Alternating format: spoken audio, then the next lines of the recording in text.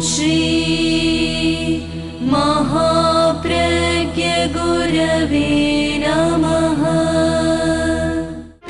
जिसके सांसों में रहता है शाश्वत शांति का स्पंदन, उस महाप्रज्ञ को वंदन, उस महाप्रज्ञ को वंदन। सत्य अहिंसा अनेकांत को अर्पित जिसका तन मन, उस महाप्रज्ञ को वंदन, उस महाप्रज्ञ को वंदन। जिसके सांसों में रहता है शाश्वत शांति का स्पंदन, उस महाप्रज्ञ को वंदन, उस महाप्रज्ञ को वंदन।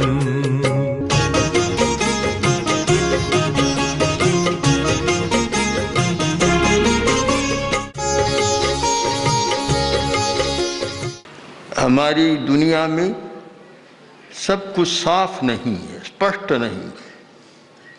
कुछ स्पष्ट है तो कुछ छिपा हुआ है। रहस्य है, इसका मतलब कुछ छिपा हुआ है, प्रकट नहीं है। आदमी जो सामने है उसे जानने का प्रयत्न करता रहा है, किंतु उसे भी जानने का प्रयत्न करता रहा है जो स्पष्ट नहीं है, जो परोक्ष है, जो छिपा हुआ है। छिपे हुए को खोजना चाहता है। शरीर हमारे सामने है, स्पष्ट है, किंतु शरीर की क्रिया साफ नहीं है, स्पष्ट नहीं है, वह रहस्य है। शरीर कैसे काम करता है नहीं जानता। आदमी भोजन करता है, जानता है मैं खा रहा हूं, और 2-4 घंटा बाद कहता भी है कि पच गया। जो खाया वह पच गया, उसका पाचन हो गया। खाया वह सामने है, पाचन हो गया, उसका अनुभव हो रहा है कि अब पेट में हल्कापन है या कुछ भूख लग रही है। इसका मतलब पहले खाया हुआ पच गया, किंतु कैसे पचा वह साफ नहीं है। वह स्वाभाविक प्रक्रिया होती है कि कैसे जो खाया हुआ था वह अन्न नलिका में गया, फिर आगे बढ़ा, कैसे पाचक रस का स्राव, लीवर का स्राव मिला, कैसे पाचन हुआ और कैसे सब पाचन तंत्र के अवयवों ने काम किया, यह साफ नहीं है। मनुष्य ने उसे खोजा है और स्पष्ट किया है। शरीर की हर क्रिया, 2 पहलू है हमारे सामने। श्वास लेते हैं, यह तो हमें पता है, श्वास ले रहे हैं, रहस्य नहीं है, किंतु श्वास क्या काम करता है वह स्पष्ट नहीं है, वह एक रहस्य बना हुआ है। आज के शरीर शास्त्रियों ने इसे स्पष्ट करने का प्रयत्न किया, रहस्य को खोजा और इसे स्पष्ट किया है, किंतु एक वस्तु के असीम पर्याय, अनंत पर्याय होते हैं। कुछ पर्याय स्पष्ट हो गए, पर सारे पर्याय स्पष्ट कहाँ है। श्वास के बारे में आज भी बहुत सारी बातें ज्ञातव्य हैं। श्वास के साथ ऑक्सीजन जाता है, यह तो स्पष्ट हो गया, अब यह रहस्य नहीं रहा। किंतु श्वास के साथ प्राण जाता है, आज भी रहस्य है। कोरा श्वास नहीं जाता, प्राण भी जाता है। श्वास तो स्पष्ट है, प्राण आज भी रहस्य बना हुआ है। श्वास अलग है, प्राण अलग है। जो 25 बोल को जानता है वह स्वयं समझ सकता है कि एक है श्वास और एक है श्वास प्राण। 10 प्राणों में एक प्राण है श्वास। श्वास प्राण अलग है, श्वास अलग है। जीवन के इतने रहस्य हैं, आदमी खोजता चला जाए तो जीवन भर भी सारे रहस्य सामने नहीं आएंगे। इसका कारण हमारी जो चेतना है वह इंद्रिय की चेतना है। हम इंद्रिय चेतना के आधार पर काम करते हैं और इंद्रिय चेतना की अपनी सीमा है। आंख देखती है, उसकी सीमा है, एक सीमा तक वह देखती है। हर वस्तु को आंख नहीं देख सकती, उस वस्तु को देखती है कि जो उसके रेंज में हो, अथवा कितनी आवृत्तियां हो उसमें, रूप में, आकार की जो फ्रीक्वेंसी, उसको भी मानना पड़ता है। कान सुनता है पर हर शब्द को नहीं सुनता। दुनिया में इतने शब्द हैं, केवल हम स्थूल शब्द को पकड़ पाते हैं। तो इंद्रियां जिसको जानती है उसे भी समग्रता से नहीं जान पाती। रूप को जानती है पर समग्रता से नहीं जान पाती। एक त्राटक करने वाला व्यक्ति है, जब किसी चित्र को सामने रखकर त्राटक शुरू करता है, जब प्रारंभ करता है त्राटक अनिमेष प्रेक्षा, उस समय चित्र का एक आकार, रंग और रूप सामने होता है। 5 मिनट बीते, आकार बदलना शुरू हो जाएगा, रंग रूप भी बदलना शुरू हो जाएगा। और आगे चलो, कुछ समय के बाद आकार भी गायब, आकार का पता ही नहीं, कितने रंग बदल जाते हैं। जिसने अनुभव किया वह जानता है, शायद दूसरा कल्पना भी नहीं कर सकता कि कैसे हर क्षण में वह बदलता चला जाता है। तो हमारी इंद्रिय चेतना की एक सीमा है, हम सब को नहीं जान सकते। कुछ को जान लेते हैं, वे हमारे सामने स्पष्ट हैं, और जिनको नहीं जानते हैं वे हमारे लिए रहस्य बने हुए हैं, रहस्य बन जाते हैं। एक परंपरा चली है, संतों की परंपरा हिंदुस्तान में, जिसे रहस्यवादी कहा जाता है। कबीर ने कुछ ऐसा लिखा जो आज भी रहस्य बना हुआ है। यद्यपि कुछ विद्वानों ने व्याख्या करने का प्रयत्न किया है, किंतु वह कितना प्रामाणिक हुआ है मैं नहीं कह सकता। इसका कारण, कबीर ने लिखा तो रहस्य की भाषा में लिखा, और इसलिए लिखा कि वे स्वयं प्रयोग कर रहे थे, भीतर के रहस्यों को जान चुके थे, जान रहे थे। इसलिए उन्होंने उस भाषा में लिख दिया। किंतु आज जो काम करने वाले विद्वान हैं, पंडित लोग हैं, वे शब्दों के आधार पर व्याख्या कर सकते हैं, किंतु स्वयं साधक नहीं है कि उस रहस्य को जानकर लिख सकें। ये हमारी एक समस्या रहती है। बहुत लोग महावीर के बारे में लिखते हैं, बुद्ध के बारे में लिखते हैं, कृष्ण के बारे में लिखते हैं, और बड़े बड़े आचार्यों, साधकों के बारे में लिखते हैं। और लेखकों में भी अनेक मत हो जाते हैं, सबका मत समान नहीं रहता। इसका कारण है कि महावीर बनकर महावीर के बारे में नहीं लिखा जाता, किंतु अमहावीर होकर महावीर के बारे में लिखा जाता है। बुद्ध बनकर बुद्ध के बारे में नहीं लिखा जाता, किंतु अबुद्ध रहकर बुद्ध के बारे में लिखा जाता है। अब जिस व्यक्ति ने अनुभव किया और लिखा, बताया, उसके लिए तो वह बात साक्षात है, प्रत्यक्ष है, और हमारे लिए वह बात परोक्ष हो गई, क्योंकि हम उस अनुभव की दहलीज पर पैर भी नहीं रख पाए हैं और उस बात की व्याख्या करना चाहते हैं। यही तो एक समस्या है, इसीलिए इतने मतांतर हो गए। अगर सब स्पष्ट दृष्टा होते, प्रत्यक्षदर्शी होते, तो फिर मतांतर के लिए कोई अवकाश ही नहीं रहता। मतभेद इसीलिए हुआ है कि कहने वाला प्रत्यक्षदर्शी था और व्याख्या करने वाला परोक्षदर्शी है। ये दूरी बनी हुई है। एक बहुत सुंदर है सतपथ ब्राह्मण का कि देवो भूत्वा देवं यजेत। देवता की पूजा करो तो देव होकर करो,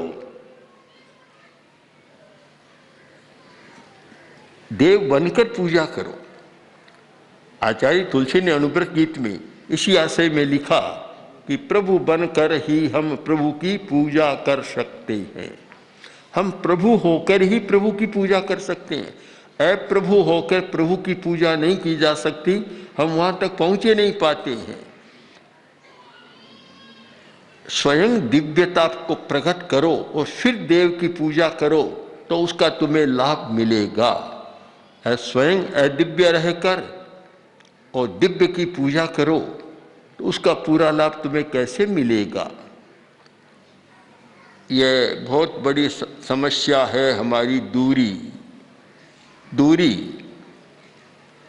हम ध्यान करते हैं, एक ध्येय बनाते हैं और एक ध्याता ध्यान करने वाला होता है। एक है ध्येय, एक है ध्याता, और बीच में ध्यान की प्रक्रिया चलती है।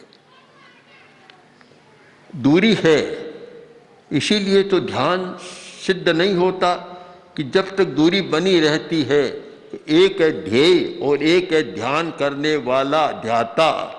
यह ध्याता और ध्येय के बीच में दूरी है और बीच में ध्यान चलता है। जब तक ये दूरी रहती है तब तक ध्यान पूरा नहीं होता। मन भी चंचल हो जाता है, विचार भी आते रहते हैं, विकल्प आते रहते हैं और कभी कभी आदमी इतना खो जाता है कि उसको पता भी नहीं चलता कि कहाँ चला गया। किंतु अगर ध्यान की साधना करते करते आगे बढ़ता है और एक दिन वह भूमिका आती है कि ध्याता और ध्येय दोनों एक में एक हो जाते हैं। दूध में चीनी डाली और चीनी दूध के रूप में बदल गई, फिर अलग अस्तित्व पता नहीं लगता, दिखता नहीं आंखों से, मिठास से ही अनुभव हो सकता है। वैसे ही ध्याता और ध्येय दोनों एक बन जाए कि फिर दूरी न रहे। ध्यान करने वाला स्वयं ध्येय बन जाए और दोनों एक हो जाएं, तब वास्तव में ध्यान की सिद्धि होती है। नहीं तो बनावटी भूख, बहुत सारे लोग बनावटी भूख से खाते हैं कि बस खाना है, समय हो गया। दिन में 5-10 बार खाते हैं और 5-10 बार चाय पीते हैं। असली भूख का अनुभव ही कैसे होगा?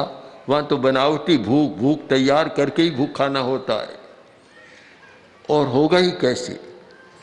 असली भूख तो उसको लगती है जो खाने का संयम करता है और कम खाता है, उसको असली भूख लगती है। या असली भूख उसको लगती है जो श्रम करता है, उसको असली भूख लगती है।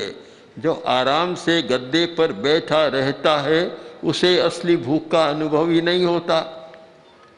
आचार्य तुलसी ने एक किसी उद्योगपति से कहा कि आप तो बहुत कम खाते हैं। बोले महाराज, एक लूखा फाफड़ा खाता हूँ, बहुत कम, कि मुझे भूख ही नहीं लगती, क्योंकि सारा ध्यान तो दूसरे में लगा हुआ, फोन में लगा हुआ, फोन की घंटी बजती रहती है, ध्यान उधर लगता है, तो फिर न तो खाया जाता, न पचता, न भूख लगती। शायद इसीलिए एक संस्कृत कवि ने कहा था कि संपन्न सुस्वादु भोजनम दरिद्राय भुंजते, कि स्वादिष्ट भोजन कौन करता है? तो किसी ने कहा कि जिसके पास धन है वह स्वादिष्ट भोजन करता है। कि नहीं, गलत बात है। जिसके पास धन है वह स्वादिष्ट भोजन कर ही नहीं सकता, उसे भोजन का अनुभव ही नहीं होता। भोजन करते समय भी पता नहीं ध्यान कहाँ रहता है, कभी बाजार में, कभी फैक्ट्री में, कभी शहरों में, कभी किसी में, ध्यान तो वहाँ रहता है, उसके स्वाद का पता ही नहीं लगता। और बड़े लोगों की तो ऐसी कहानियाँ चलती है कि भोजन कर लेते हैं और घंटा 2 घंटा बाद मुनीम से पूछते हैं, मुनीम जी मैंने आज खाया या नहीं खाया? तो बोला स्वादिष्ट भोजन की बात कहाँ है? दरिद्रा एव भुंजते, स्वादिष्ट भोजन कौन करते हैं? कि जिनको असली भूख लगती है, गरीब आदमी है, दरिद्र आदमी है और खाने को थोड़ा मिलता है, वह स्वादिष्ट भोजन करता है। और इसीलिए शायद ये कहावत चली होगी कि भूख मीठी के लापसी। लपसी मीठी या भूख? भूख मीठी है। भूख मीठी है तो रूखी सूखी रोटी भी बहुत मीठी लगती है, और भूख नहीं है तो लपसी भी कड़वी लगने लग जाती है। तो हम भूख पैदा करें, रहस्य को जानने की भूख, मन में एक तड़प हो, एक भूख हो, एक प्यास हो कि छिपी हुई वस्तुओं को जानना है। जो सामने है बहुत थोड़ा जगत है, बहुत छोटा जगत जो हमारे सामने है, बड़ा जगत तो छिपा हुआ है।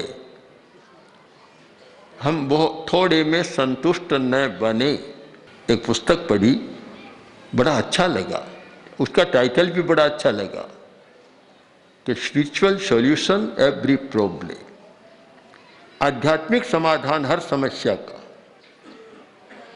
बात तो बड़ी अटपटी लगती है कि आध्यात्मिक समाधान हर बात का कैसे होगा, किंतु कोई गहरे में उतरेगा और रहस्यों को खोजता चला जाएगा तो उसे पता चलेगा कि लेखक ने बहुत अच्छा टाइटल दिया है पुस्तक का, बड़ा अच्छा नामकरण किया है कि आखिर समाधान है तो अध्यात्म में ही है।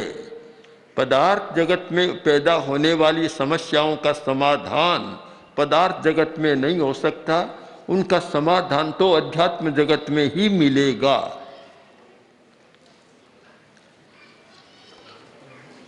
दो भाइयों का झगड़ा है, उसका समाधान कोर्ट में, किंतु अगर एक भाई कहे कि लो मैं छोड़ता हूं, त्याग करता हूं, तुम ले लो सारा, समाधान हो गया, कोर्ट में जाने की जरूरत नहीं। पर यह समाधान किससे हुआ? त्याग के द्वारा, जो संयम के द्वारा। कि त्याग और संयम अध्यात्म के तत्व है। एक भाई ने संयम किया, त्याग किया तो समस्या का समाधान हो गया है। कोई त्याग नहीं करते तो फिर या तो न्यायालय या और कुछ होता, वहाँ समाधान खोजा जाता। त्याग और संयम बहुत बड़ा समाधान है, और वह भी मानता हूँ अध्यात्म का प्राथमिक समाधान है। अध्यात्म की बात उससे भी और आगे चली जाती है, जहाँ सारा पदार्थ जगत नीचे रह जाता है। इसलिए हम रहस्य को खोजने का प्रयत्न करें। और बात छोड़ दूँ, अभी बहुत गहरी बातें, केवल जीव और अजीव को रहस्य को खोजने का प्रयत्न करें। भगवान महावीर का वह वचन कितना मूल्यवान है इस संदर्भ में, और संदर्भ के साथ मूल्य बढ़ जाता है कि जो जीवे भी न जानाई, अजीवे भी न जानाई, जीवा जीवे अयानंतो। जो जीव को भी नहीं जानता, अजीव को भी नहीं जानता, वह क्या रहस्य की खोज करेगा, क्या सत्य की खोज करेगा? जब तक जीव और अजीव को नहीं जानता, आगे बढ़कर सत्य की खोज और रहस्य की खोज नहीं कर सकता। जिस व्यक्ति को जीव का भी स्पष्ट ज्ञान है और अजीव का भी स्पष्ट ज्ञान है, चेतन अचेतन दोनों के बारे में स्पष्ट जानकारी है, वह शायद आगे रहस्य की खोज करने का अधिकारी हो सकता है। तो इसलिए निष्कर्ष की भाषा में आप इतना समझने का प्रयत्न करें।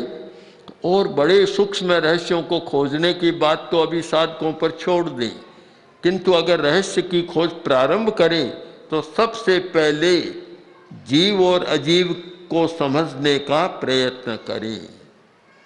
जानू जीव अजीव में, आचार्य तुलसी ने लिखा ना, एक बच्चा भी बोलता है कि जानू जीव अजीव में, मैं जीव और अजीव को जानता हूँ।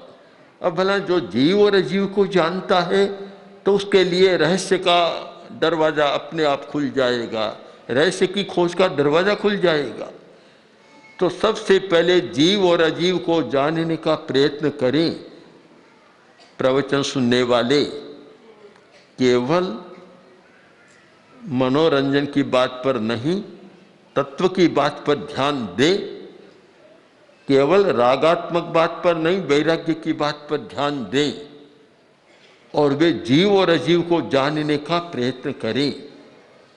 अपनी तो परिभाषा थी कि सम्यक दृष्टिकोण जो जीव और अजीव को जानता है, मिथ्या दृष्टिकोण जो जीव और अजीव को नहीं जानता, नव तत्वों को नहीं जानता, जीव अजीव में सब समा जाते हैं।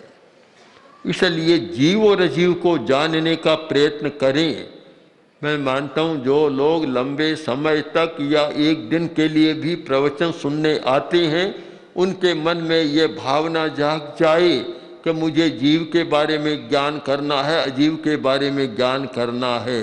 और जब जीव और अजीव दोनों के बारे में आपको ज्ञान करना है तो फिर यह सत्य की खोज, रहस्य की खोज, रास्ता अपने आप बनेगा और आप वहाँ पहुँच सकते हैं जहाँ पहुँचना सबके लिए आवश्यक है और कठिन भी है।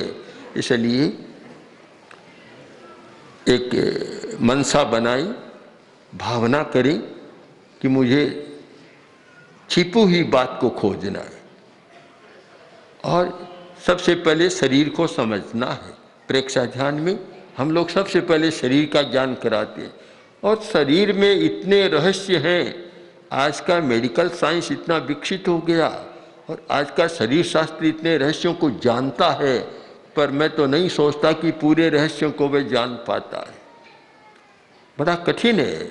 उत्तरोत्तर विकास हो रहा है कोशिका के आधार पर। अब जीन का सिद्धांत और जुड़ गया, गुणसूत्र, सारे सिद्धांत आगे, फिर भी पता नहीं कितने रहस्य छिपे हुए हैं। तो सबसे पहले शरीर को समझे, फिर जीव को, आत्मा को समझे, आत्मा की क्रियाओं को समझे। और जब समझना शुरू करेंगे तब ऐसा लगेगा कि 50 वर्ष समझने के बाद कोई पूछे कि कितना समझा तो कहेगा कि ज्ञान नहीं हुआ, अज्ञान और बढ़ गया। और मुझे लगता है कि इतना अज्ञान है कि मैं कैसे उसका ज्ञान कर पाऊँ। ठीक वह भर्तृहरि ने कहा था कि अल्पज्ञ है, अपने आप को बहुत मानता है, और जब उसे भान होता है अपनी अल्पज्ञता का, तब कोई पूछे कि कितना जानते हो कि मैं कुछ भी नहीं जानता। यदा किंचित ज्ञोहम द्विपयो मदान्ध समभवम। जब मैं थोड़ा जानता था तो मद था कि मैं बहुत जानता हूँ। यदा किंचित किंचित बुद्ध जन सकाशाद अवगतम। जब मैंने दूसरों के संगति में थोड़ा थोड़ा जाना तो मुझे ये लगा तदा मूर्खोस्मीति ज्वर इव मदो में व्यपगत है। तब तो मुझे लगा कि मैं तो बहुत अज्ञानी हूँ, अभी तक कुछ भी नहीं जानता। मेरा अहंकार जैसे ज्वर समाप्त होता है वैसे समाप्त हो गया। तो इसलिए हम लोग रहस्य की खोज में कुछ समय लगाएं और उस भूख या प्यास को पैदा करें तो शायद हम सच्चाइयों को बहुत जान सकेंगे और जीवन को और अधिक हम संवार सकेंगे, अच्छा बना सकेंगे। ओम आनंद। ओम श्री महाप्रज्ञ गुरवे नमः। ओम श्री महाप्रज्ञ गुरवे नमः। ओम श्री महाप्रज्ञ गुरवे नमः। महाप्रज्ञ गुरवे